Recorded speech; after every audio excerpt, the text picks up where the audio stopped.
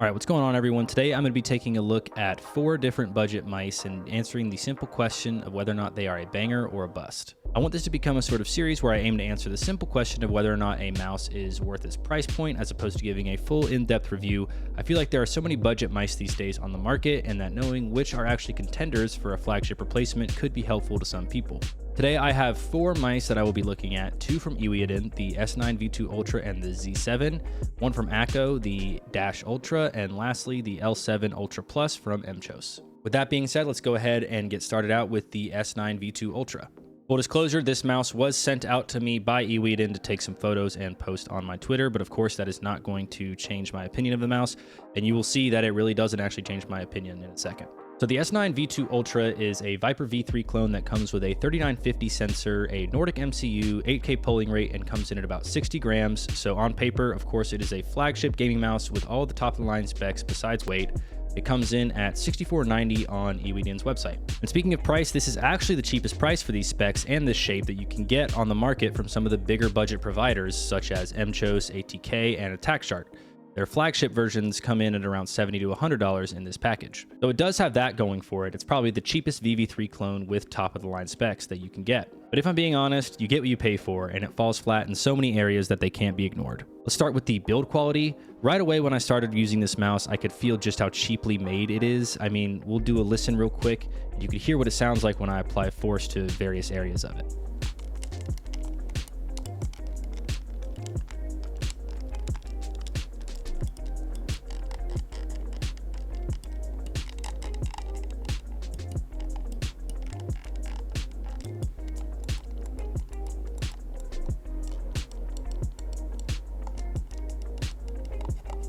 As you can hear, it creaks a ton from the sides and from the clicks too. The whole body flexes when you squeeze it, and the clicks themselves have a ton of side-to-side movement and creaking.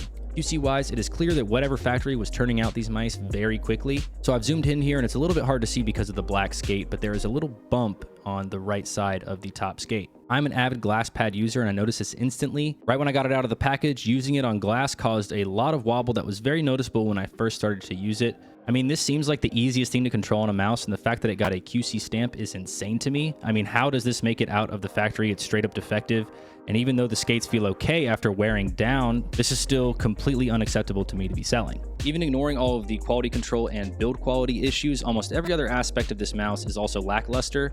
The side buttons and clicks have a lot of pre-travel, the scroll is rattly, and the stock skates aren't that good regardless of the bump that I have on the right side of the top skate. The weight balancing is also way too far to the back. I'm assuming that they put the battery in the very back of the mouse, which a lot of companies do, and it's a pretty big mistake. I could go on and on about this mouse and how I think it is very low quality, but ultimately, this is really just not worth your money. You're much better off getting something from a company with better QC at a higher price like ATK. Their Ghost line is apparently very good, and although a smaller shape, it is definitely better quality and a good amount lighter than the S9 V2 Ultra. This one is a bust, hands down, and probably the lowest quality mouse that I've used in a long time. It gets like a 1.5 out of 5 from me. Definitely steer clear from this mouse. Next, though, is the EWEADN Z7, another mouse from the same company. This one I bought myself, and it is EWEADN's flagship mouse model. It is a Viper Mini clone, and again has a flagship spec sheet with a 3950 Nordic MCU, KL optical switches, and comes in at just 52 grams, which is alright. It does have a higher price point though than the S9 and comes in at $84.90 on EWEADN's website. So this mouse is much more refined than the S9. It has that nano ice skin coating that we see on a lot of other budget mice from other companies as well, and I'm almost sure that it comes from a different factory than the S9 did. The build quality is better on this mouse, and the sides have a little bit of creaking, but not much at all compared to the S9.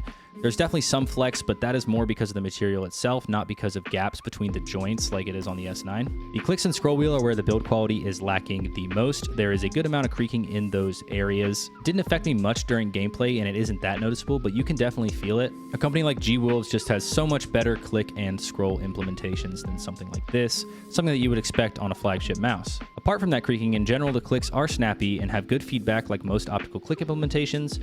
The side buttons are actually pretty redeeming on this mouse and are just fine with minimal pre and post travel for side buttons. You can see that I actually don't have side buttons on this mouse right now, but I will talk about that a little bit later. A big red flag on this mouse is the weight balancing. The battery is pretty large at 500 milliamp hours and is all the way at the back of the mouse, and you can definitely notice it during gameplay. So to mitigate that, I actually removed the battery entirely as well as the side buttons to make this a decent wired Viper Mini clone. The mouse feels so much better doing this mod, even though it is a bit front heavy, but of course you don't have side buttons or wireless capability, so it's a pretty big drawback. You can also mod the mouse in a different way and change the battery position or put a lighter battery in it to make it much better, but that requires money and effort outside of buying the mouse, so it makes it much less worth it. The stock skates are similar to a lot of budget mice. They were black PTFE and had high friction. They were actually pretty good for glass pads, but I replaced them with some aftermarket ones and it felt much better. Nothing really to write home about in terms of the stock skates themselves. When it comes to the price for this mouse package, it's decently priced compared to the competition. HTK's F1 V2 line is decently similar to the Viper Mini, not as close as the Z7, but it is a lot lighter with a similar price, and it will likely have much better build quality than this mouse. The Deluxe M800 Ultra is much cheaper at $65 on AliExpress, and again has even closer shape to the Viper Mini than the F1, but it has a more similar weight to the Z7. That being said, I do think that this mouse is kind of a bust. Although I did enjoy it while I used it, I think that is really just because I like the shape a lot. But there are for sure higher quality mice that scratch the same itch at a similar price point and cheaper mice that will likely have similar quality. Definitely consider other mice apart from this one if you want a Viper Mini clone, though I did enjoy this a little bit while I used it. That being said, I give this mouse a 2.5 out of 5, and I do think this is promising, and with some more quality control, EWEADN could really improve on this mouse and make a really great wireless Viper Mini clone. So that's the Z7. We're going to go ahead and move on to the next mouse. That is the Akko Dash Ultra. So this is Akko's flagship mouse that again has the same flagship stat sheet with a 3950 Nordic MCU optical switches and has a much lower weight than the previous two mice at 40 grams. My unit comes in at about 43 grams, but I do have different skates on it, so that might contribute to that. It is priced at $59.99 for the version that I have. That is the one with Akko's custom optical switches as opposed to Omron's, which come in for $10 more. My favorite thing about this mouse is absolutely the shape. Because it is so square, it really feels almost perfect for F-tip grip in a full-sized form factor. The sides are very flat, and although the click height is a little bit high for my liking, it still feels great in hand. The stock skates, again, I swapped them out, but when I was using it, they were surprisingly good and are much faster than most stock PTFE skates. This is great in my opinion because most of the time stock skates are very hard and provide a lot of friction, so if you want something faster, you usually need aftermarket skates. But for this mouse, the stock ones may be sufficient depending on preferences. I'm not too sure about skate wear over time on the stock skates because I did swap them out for some other ones that were better suited for glass, so definitely keep that in mind if you are going to use this mouse stock out of the box. But besides the shape and the skates though, this mouse definitely has some fallbacks, specifically with the clicks. But like I said, I have the Akko custom optical implementation, which are probably just some sort of clone of other cheap optical switches, and the implementation is not great at all. The clicks rattle a lot, and there is a lot of pre and post travel in them. They just really don't feel tight, which is something I really look for in my mice. They also do have some side-to-side movement, a little more than I would expect for a flagship mouse. The scroll wheel and side buttons are okay, nothing much to write home about. I found no glaring issue with them, although the side buttons do have a lot of post travel, but I don't think the side button post travel matters much in the grand scheme of things. This one is really tough to decide whether or not it is worth to buy. On the one hand, I did really enjoy using the mouse while I did due to its shape and the weight, but on the other hand, there are plenty of other budget options that I would recommend over this one that scratch that same itch. Even though the shape is somewhat unique, getting a small-sized mouse with flat sides is pretty easy to do nowadays. So for that reason, I'm out. This mouse is definitely a bust in my opinion. The next mouse that I'm going to look at, the MCHOSE L7, is just a much better mouse that will for sure be more worth it than this one, and it is similar in the sense that it does have flat sides and is a pretty small form factor. So for the Akko Dash, it's a great shape, but bad execution in my opinion. I'd probably rate it a 3 just because it does have a good shape and a low weight, but besides that, there's not too much to write home about it. Finally, moving on to the cream of the crop, the star of the show, the MCHOSE L7 Ultra Plus. If you are watching this video, you probably already know that this mouse is one of the best budget options that you can get on the market.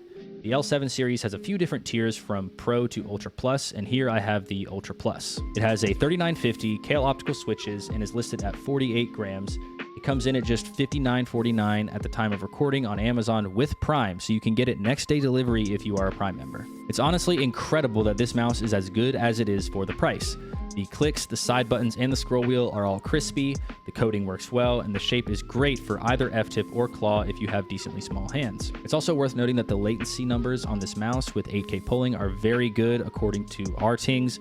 so it can hang with very competitive mice. I personally didn't test the latency myself, so you'll just have to trust their numbers. The stock skates are very good for glass, so if you also enjoy glass mouse pads, then that's another positive for this mouse. I also want to mention for a sec the other models of the L7, for example, the L7 Pro. They do have a lesser 3395 sensor, but are almost 10 grams lighter because they have a smaller battery. So you're getting an 8K polling sub 40 gram mouse for just above $50, which is absolutely an insane deal. And even though this is a little bit heavier than the other models because of the large battery, the battery life is absolutely ridiculous on this mouse, and I almost never have to charge it, so I really do appreciate that about it. Like I said, this mouse definitely scratches the same itch as the Akko Dash. It has those flat sides, although not as flat, but it also has a higher hump, which makes it a more versatile mouse that can account for claw grip users as well. The biggest drawback is probably the material. I did say that the clicks are crispy, which they mostly are, but if you're somebody who puts their fingers at the very end of the mouse, it might be a little bit worse because the material of the clicks is just flimsy and there isn't much support towards the end. This didn't have any effect on me though, because I do put my fingers in the middle of the clicks when I play. It also does have a bit of side flex for the same reason, and you can really feel the mouse bending when you squeeze it. Again, I didn't notice it when I was playing it, but if you are someone with insane grip on your mouse, then I would definitely consider that. So this mouse, without a doubt, is an absolute banger. If you use F-tip or claw grip and are in the market for a new mouse, this should absolutely be the first place you look. Honestly, regardless of the price, this is just a very high quality mouse. I give the mouse 4 out of 5, and it's even better than some very expensive flagship mice that I have used, so I cannot emphasize enough that this mouse is a great buy. So that's going to do it for my first episode of Budget Banger or Bust. I know that this was a lot of mice at once, which makes for a long video, so in the future I'll try to make shorter ones where I look at just a couple mice as opposed to 4. Anyways, thank you so much for watching. Be on the lookout for my review of the G-Wolves Lycan next. I know a lot of people are very curious to hear people's thoughts about this one. The next budget mouse that I want to look at is the VXC V3 Pro. It is a G305 clone that comes in under $20, which is pretty insane for an actual gaming mouse, so I'm very curious to see how it performs. But be sure to subscribe and like for more, and I will see you in the next one. Peace. Hey, we can fuck little mama, I can't lip lock. She spend 100 on some new socks.